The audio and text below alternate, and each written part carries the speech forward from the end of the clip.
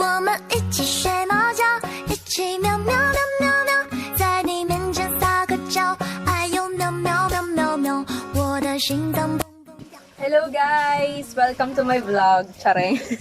It's your girl, Chessie. Ito na naman tayo. Pero yung gagawin nating video today ay ipapresent ko sa inyo yung chicken ng Jollibee na tinatake out lang. Tapos ipiprito, marinated na. Tapos ipiprito na lang dito sa bahay. Pero nilagyan na, kailangan pa siyang lagyan ng breading. So, ito siya.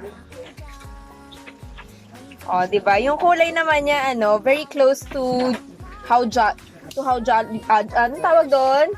Chicken Joy. Yung close naman siya doon sa kulay talaga ng Chicken Joy.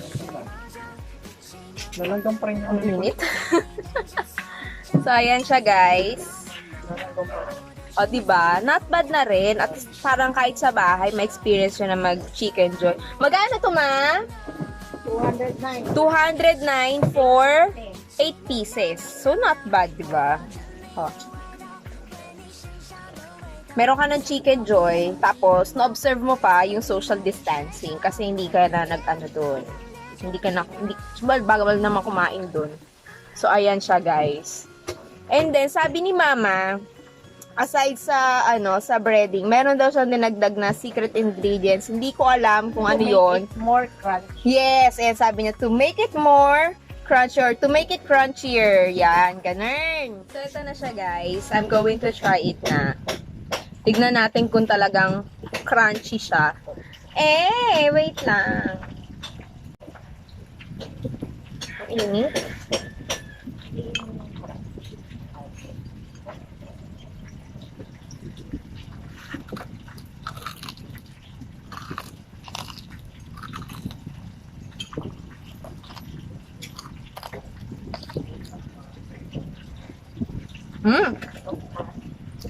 Crunchy nga.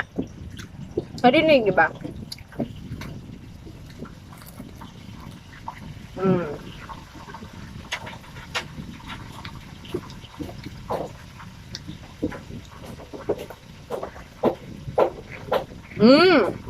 Ito na. At masarap. Kaso maanghang. Pero masarap. Parang chicken na Chicken Joy. Spicy, Jollibee. Spicy daw to eh. Spicy chicken. Pero yung spicy niya, nasa breading na lang, wala sa marinated, ha? So, kung gusto niyo ng spicy, bili na lang kayo ng spicy na breading. Kung ayaw niyo naman, plain breading lang. Marami naman iba't ibang klase breading eh. Sarap. Ang juicy siya, Crunchy outside, juicy inside. Ganda. Sarap, ulamin ko na. So, yun lang guys.